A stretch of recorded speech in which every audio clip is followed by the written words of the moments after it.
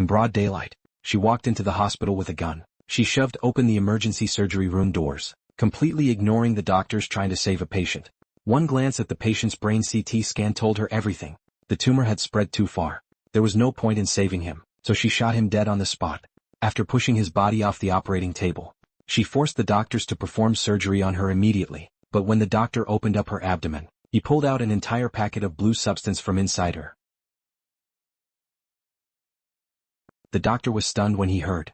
That was a substance produced in small amounts by pregnant women after 6 weeks. Just a tiny bit of it could fully develop all of a baby's bones. Practically a miracle substance. That's when Lucy finally realized. It was the massive amount of CPH4 that had entered her bloodstream that pushed her brain capacity from 10% to 20%. She had transcended her mortal limits and glimpsed a higher plane of existence. Now she needed to find more CPH4. At this point, her vision had evolved to see through objects. She could see the very structure and flow of life itself. She went alone to the Korean crime boss's hotel, and took out the guards behind the door with pinpoint accuracy. The boss inside had no idea death was knocking. But this guy was no pushover. He didn't make a sound, and even dared to glare back at her. To quickly get the location of the remaining CPH4, Lucy pressed her hand against his forehead.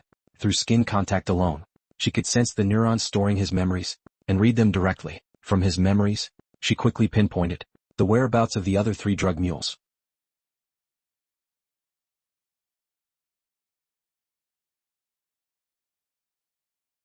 Still too merciful, Lucy spared his life, which would come back to bite her later. She then returned to the apartment she shared with her friend, wanting to search online to understand what was happening to her brain, what kind of evolution was taking place. Eventually, she zeroed in on her target, the world's leading neuroscientist.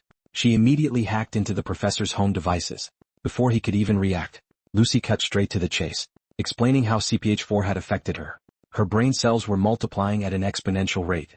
She estimated her brain was now functioning at 28%. Her body was like an old computer that suddenly got a cutting-edge processor installed. She was breaking down from the inside. Abilities far beyond normal human comprehension were exploding within her all at once. Insights about how the world was constructed kept flooding her mind, as if she were a god looking down on creation. She could feel her humanity slipping away. Pain, fear, desire, all gone. She probably didn't have much time left. She didn't know what she was supposed to do now. She hoped the professor could give her answers.